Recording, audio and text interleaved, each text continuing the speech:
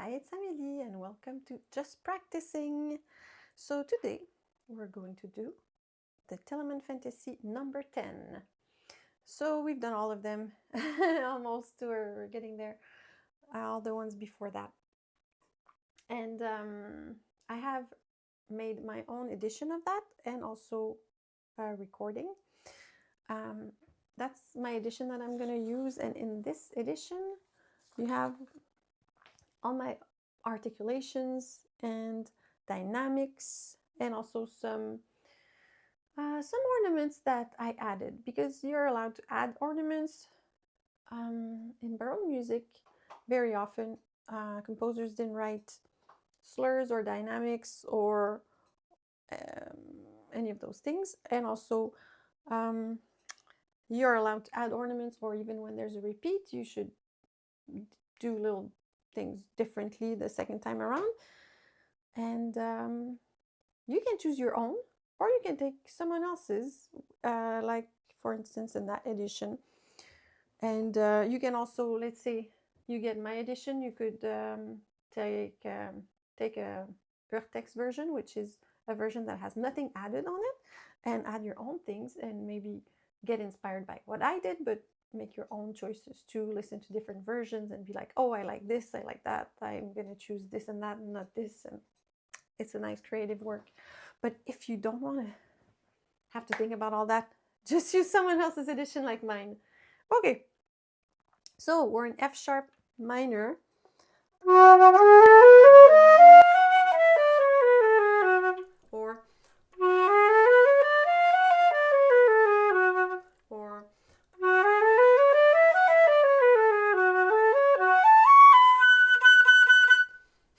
Okay, so first is tempo giusto. It's not very fast. It's in 3/4. I'll do a little bit of it. In the beginning, you have mostly arpeggio. So you have F sharp minor arpeggio and then B minor arpeggio. So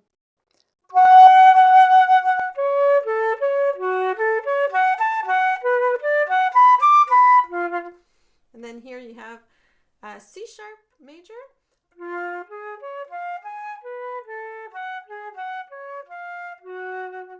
I won't say each chord, but what's interesting is that you can think sometimes that there's two instruments and you have a bass like at measure 6 would be your bass.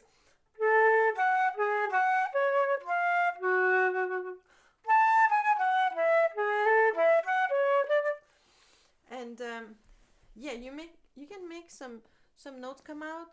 The low notes, make them sound a bit different. Like here you have, and then you have,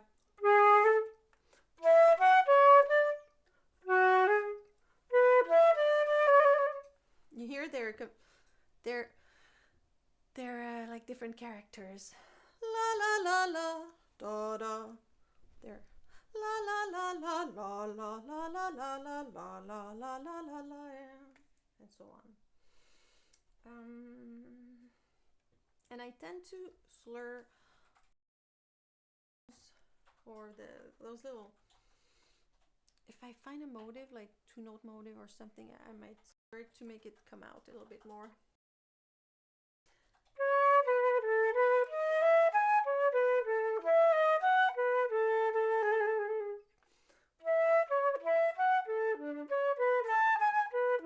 Here I did a little crescendo. You see, first piano, then mezzo piano, then fourth, like, because it's always the same thing, but going up a little bit more each time.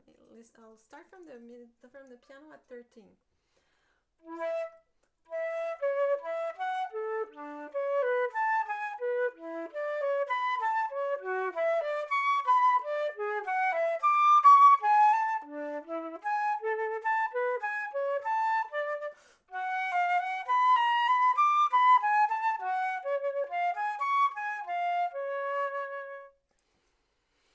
And then we finish here the first part on C sharp major, which is the dominant chord. So we finish on one leg, like it's not finished. And then we go back to chord, the tonic, the 1. Well, so we do 5/1. And then we repeat with with the ornaments.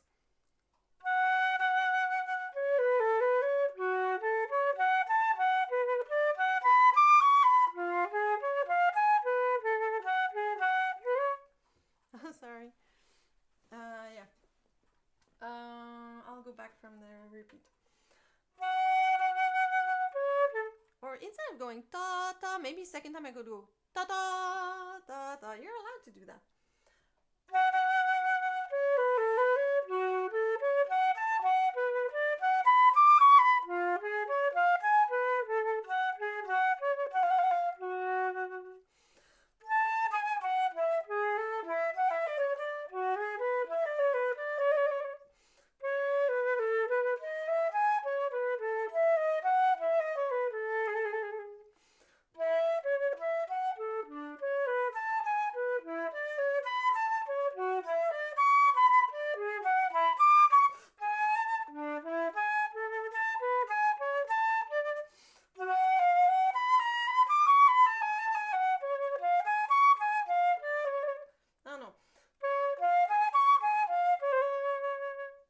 Yeah, when you have the little, it's like the mordant, you know, but with the line on it, that's with the low note. Like you go from C here to B sharp, instead of going from C to D, you know. Yeah. So if you're learning it, start by learning a small chunk at a time. Use a metronome. Make sure you understand the rhythm. Let's see, I could do the second part with a metronome. That can be interesting to hear the metronome on it. If you have questions, you can ask them, because we're live.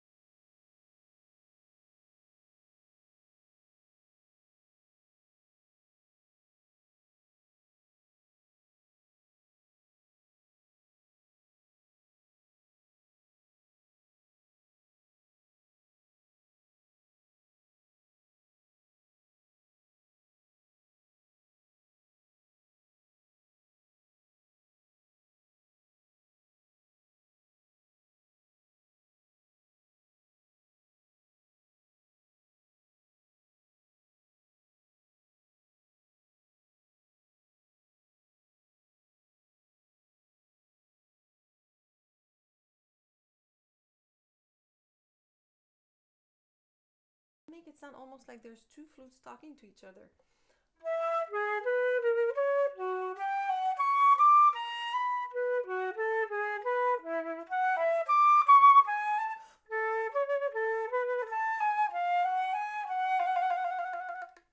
And then we start like at the beginning.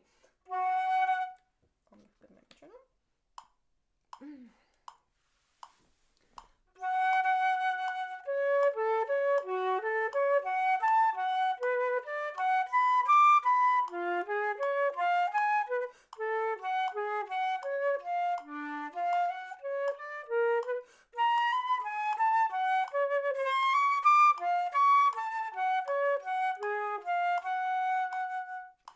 Then repeat.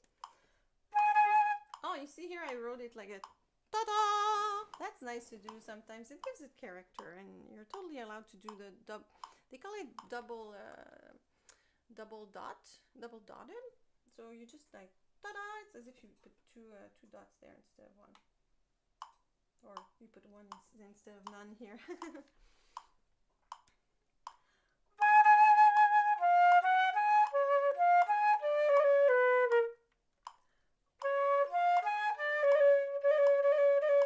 Yeah, it has to sound like crispy.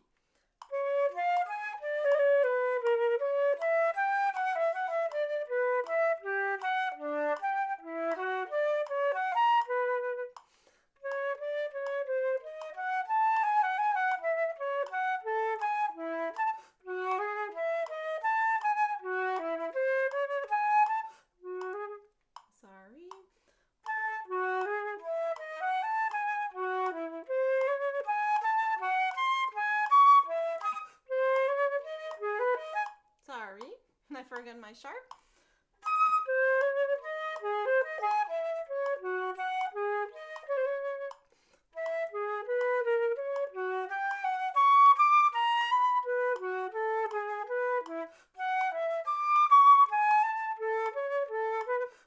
Oh, sorry, I forgot something. I forgot some of my ornaments. I'll take at 44.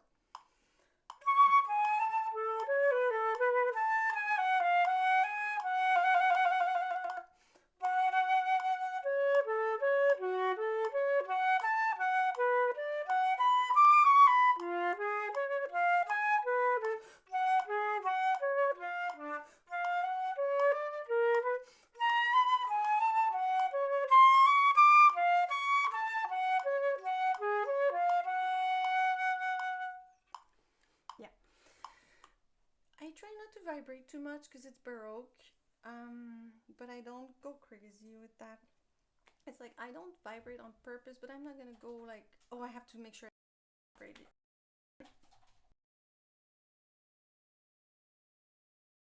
Flute and vibrato, so maybe I played a bit slow.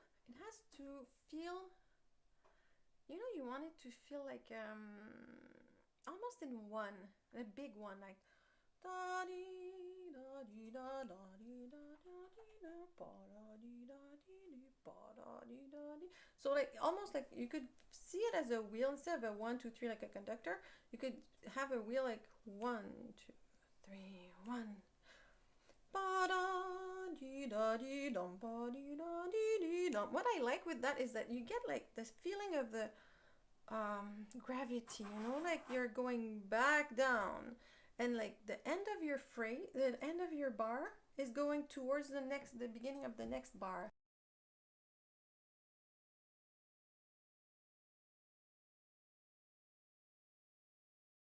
Aiming for the first note of the bar.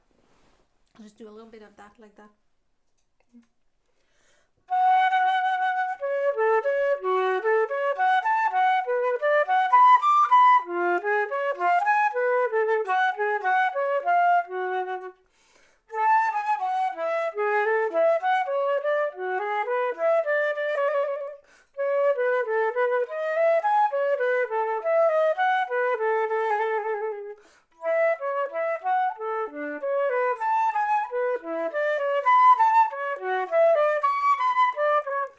And so on. I guess you see what I mean by that. 1 2 3 and going back towards 1. So, is there any question? What would you suggest in this exercise to improve tone? Well, different things. I would practice it all slurred sometimes, like a sound exercise, and even no dynamics, you know. And think about support,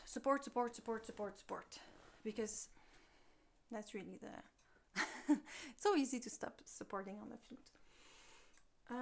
Let's try it a little bit. Let's see if I go from 13.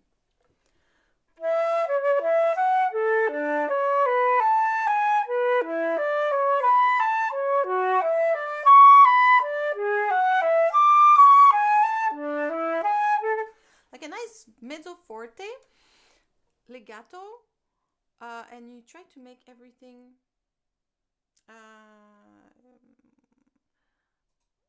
what's the word, homogeneous, you know. Let's say if I start at 19,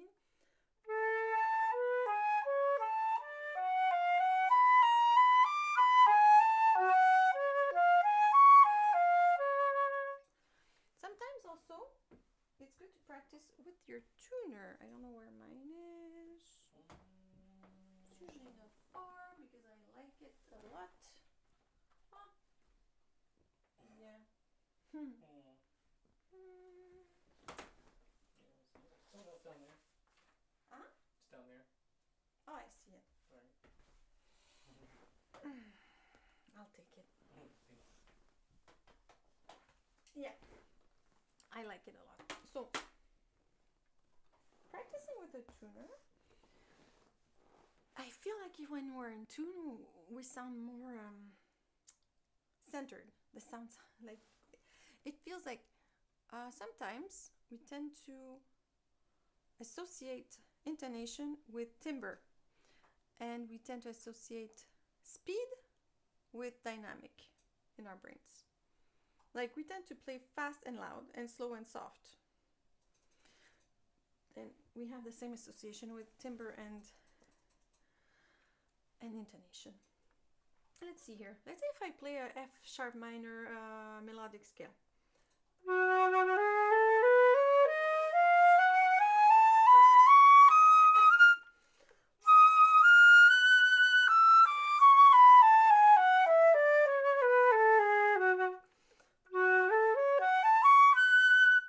Okay, I'll play a little bit of the second part with that.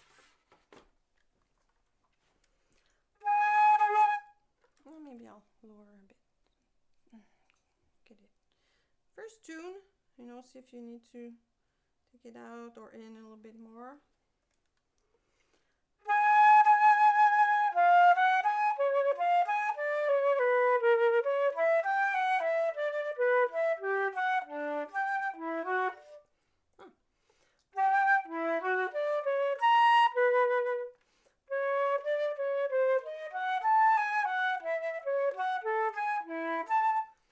So like that. I would think that would be helpful. And for sound, yeah, for sound I tend to sometimes practice all slurred, then all detached, stuff like that. I practice with my tuner, sometimes practice and sing in my flute. So let's say, where was I? Let's say if I start at 30.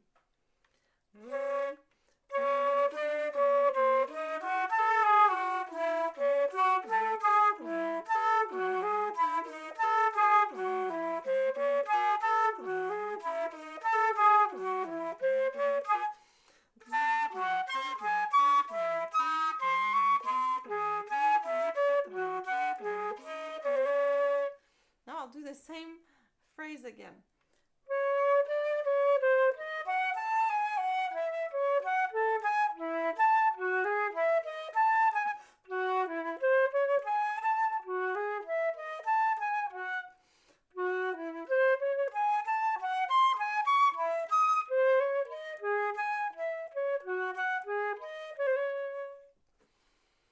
Yeah, I think it does help when we sing, because it opens the throat, and also some people say it might be like because then our larynx is like vibrating sympathetically with the note. That could be something. I don't know exactly why it works, but it works. Another thing that I like to do is put a drone.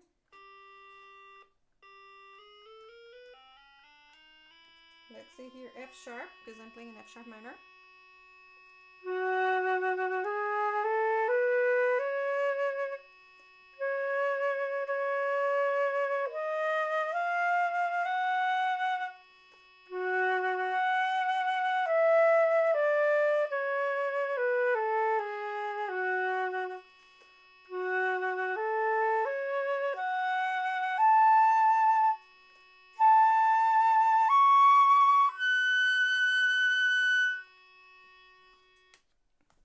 That's fun. So you can do stuff like that. But in general, listen to yourself. Listen to some flute sounds that you like, so you know what to aim for. Don't move too much. Find a good position. Stay pretty much there. And support. Keep the head joint from turning in, or you know, you want the hole to be open. You don't want it to be closed. Let's do the presto. I'll do it once slowly with a metronome. It's a 2-2. You can start as a 4-4, which means you would have 4 beats of a quarter note per measure. Or, yeah, let's do it like that for the first time. So I'll put at 120 per quarter note.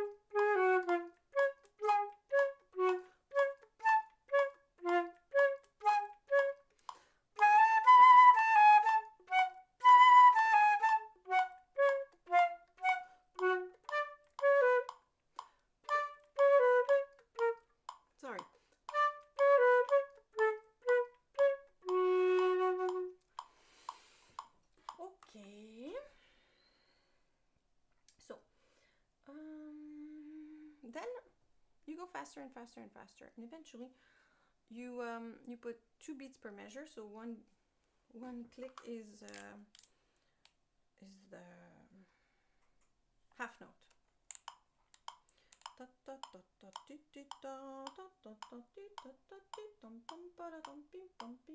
and so on. Do we have paper for clicking thing? Maybe in one of our bags. Huh? Maybe in one of our bags. That's okay. Oh. Just my key is clicking right now. It's bugging me, but I will try to ignore it. Okay. So, yeah, that's a fast movement. So start slowly, then increase. Don't increase too fast. Then when you have a problem with a part, don't practice the whole thing. Just figure out where you have an issue and then practice that part. But also don't practice too little. Like, okay, so let's say you miss a note. Sometimes, okay, I'll miss a note somewhere to show you. Ah, okay. I missed my second note here and measure that G sharp. I played the A instead. A lot of people would just go back from the B before, or even just from that G. But what made you miss that note is not just that note, it's like what comes before. So you should at least play one note before, or maybe go back from the beginning. Also, when you have played a bad note, you might play it again, because like it's kind of getting printed in your brain like that. There's no shame in writing it down. I write down stuff all the time in my music. Just write it down, G sharp. This way you don't make a mistake again. So let's say here, it would be better to go back from the measure before and go, and then do it a few times. And then again and again and again. And let's say if you have an issue, I don't know, with measure 31, because measure 31 has 8 notes, a bit faster. Maybe you have an issue with that. So just practice that.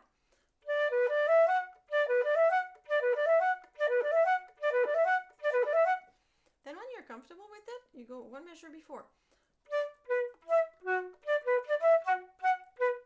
Then you do that a few times, you know, instead of being like, you make one mistake and you start always from the top.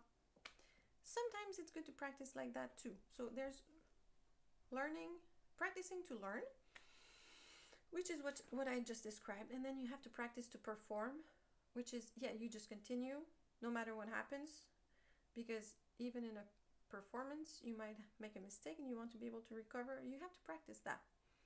If you always stop when you make a mistake, then on stage, when you can't do that, you'll be surprised. You'll be taken off guard. You don't want that. So, I'll play this movement, the whole thing. Somebody was wondering though, would you say using a tuner too much for tone improvement could be a bad thing? Why? I don't know. That's what they're... Yeah. Is it... No? I don't know. No? I've had teachers or colleagues, musicians say that. Oh, yeah. Oh, don't use a tuner. Use your ears. I've had students, you know, because the flute is an imperfect instrument, who, how can they know that their C sharp's too high? Like they didn't hear it at first, but then when they saw it, or that they were lowering it too much, sometimes we overcompensate. When they see it, they get, it depends how you're using it. If you're using it, usually you're going to be paying attention.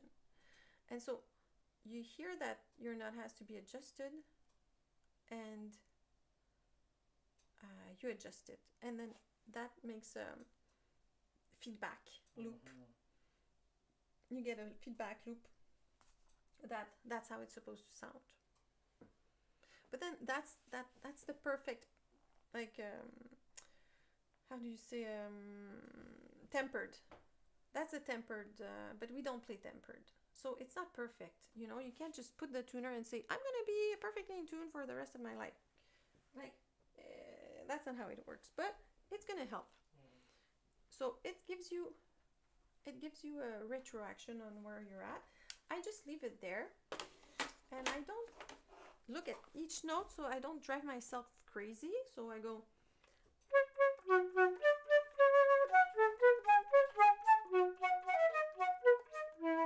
and I'm like, oh, I'm a bit low, oh, I'm a bit sharp, and I adjust, but I'm not like only looking at that. And then I like the drone, like I said before. Like, let's say I have my F sharp.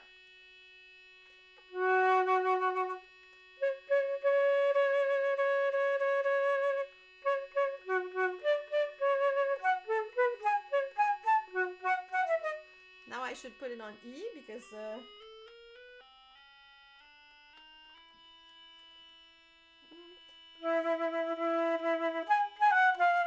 and then I should put it on, you know, like you would change it, but it can be fun. Even if you're not on the right, just to hear a note next to another one, how can I make it sound in tune? As in tune as possible. Like, perfection is, the flute, it moves a lot, so yeah. But I think the tuner can be a very good help. You know, it's a good reminder, you know.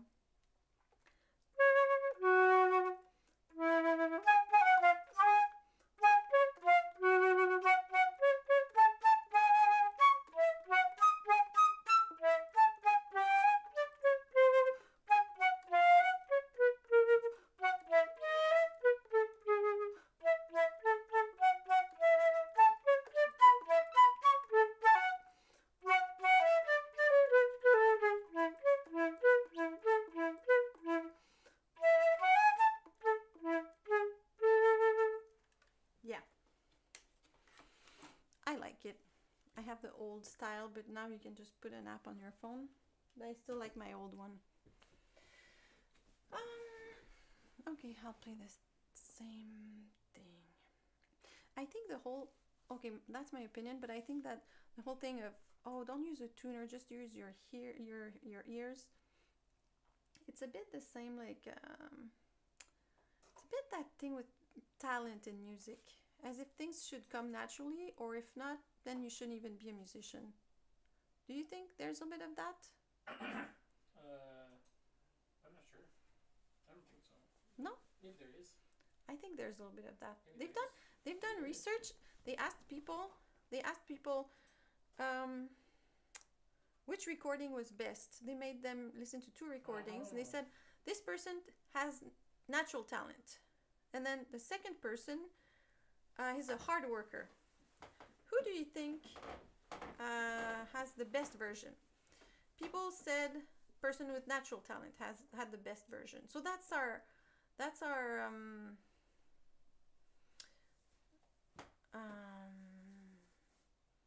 preconceived idea, because in the end both recordings were the same recording.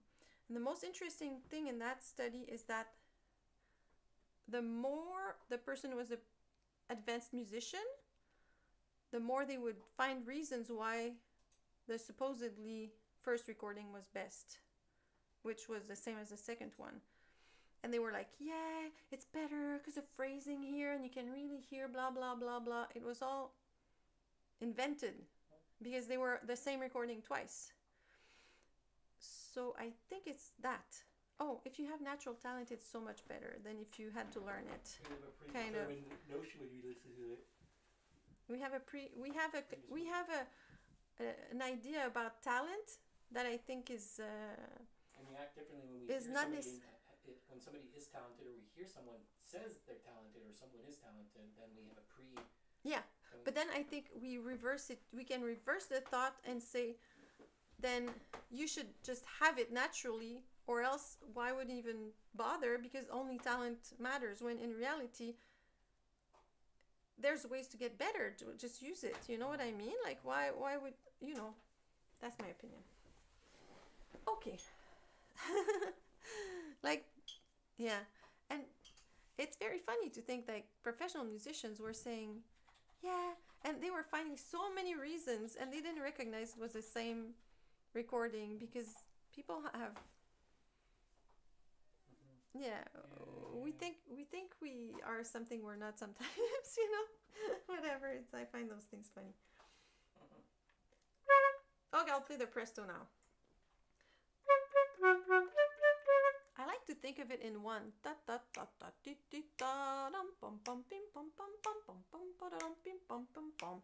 So when you start per quarter note, then you can think of it in half notes, and then at the end you can think of it 1 beat per measure moving forward. And the more you see it as a big chunk, the more phrasing becomes easy to make move forward, you know.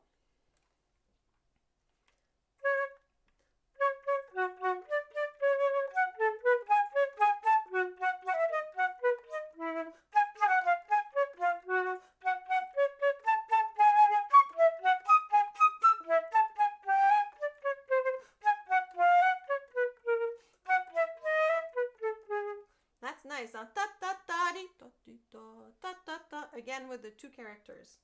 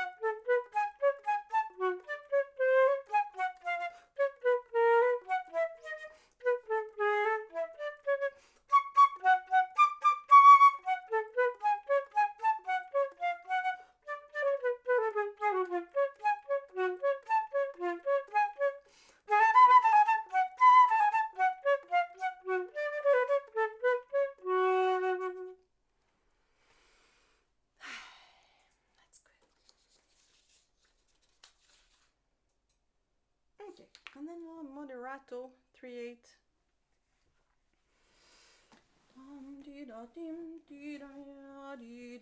Here there's a lot of trills. make sure you start the trill always on the top note. Okay, so let's say at measure 2 you have a trill from C to D. Start the trill on D. I'll give you an example.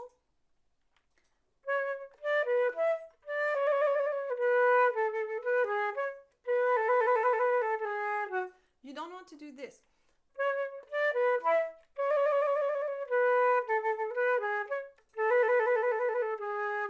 You hear the difference? And you can really make it a little bit long, because here also it's a slow movement, well, slowish, and you can make it long, the top note on the trill, because it's kind of an appoggiatura. You know, you're going, it's a note that doesn't go with the chord, and it brings a little bit of tension, and you want to poke at that tension. I'll put the metronome so you can hear how it is counted. I'll put it at 104. I think it's not too bad. 1, 2.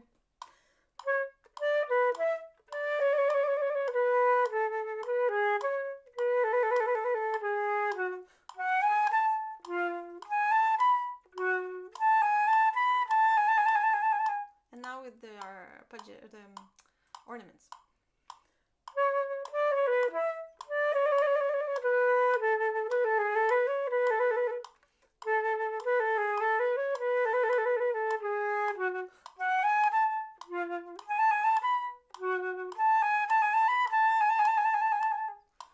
Now I'll play the second part first time, so just as written.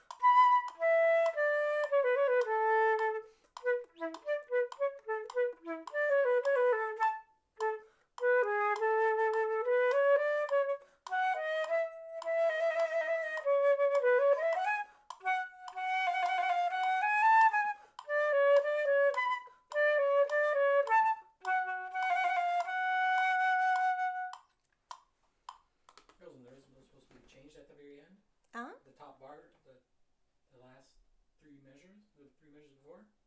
Did you play the top line? I think so. Oh, okay, cool. Maybe not. Oh yeah, that's cool. Yeah. You could add different ones. You could change them. You could not do them.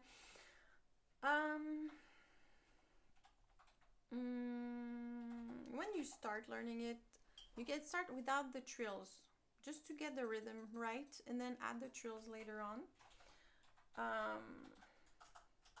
Yeah, I think that's pretty much it on how to learn that. You know, play it at different speeds, play it all slurred, play it all detached, play you know, little parts, then the whole thing, until it becomes easy, you know. And they've done research. I'm in the research mode tonight. They've done research with people learning. They had to learn a deck of 20 cards, you know, the order of a deck of 20 cards. They had a group learning the whole 20 cards at once for 4 sessions. And they had the 20 cards for the 4 sessions. Another group had only 5 cards at a time per session. They both had the same time, but it was, you know, am I saying it clearly? Yeah. So the group that was the best at remembering the cards was the group that had only 5 cards per session. Because it's easier for your brain to learn smaller chunks. And I say that because, I mean, don't try to learn 3 pages at once. Start with a smaller chunk, and once that's comfortable, you know, build on that. So I think that's my advice for that. Make sure, you know, in that 3 1, 2, 3, 1, like I said before, so it moves forward, you know, you feel it's moving forward for the phrasing. Maybe I played it a bit slow, maybe it could be a bit faster.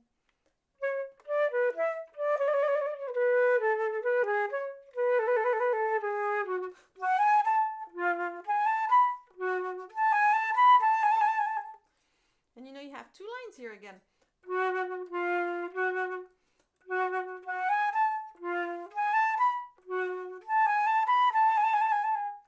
You can always make those bass notes come out, you know, because you're playing by yourself. There's no piano, it's flute, a solo flute, no other instrument. And the bass is, it's always interesting to make the bass come out. Yeah. Any question?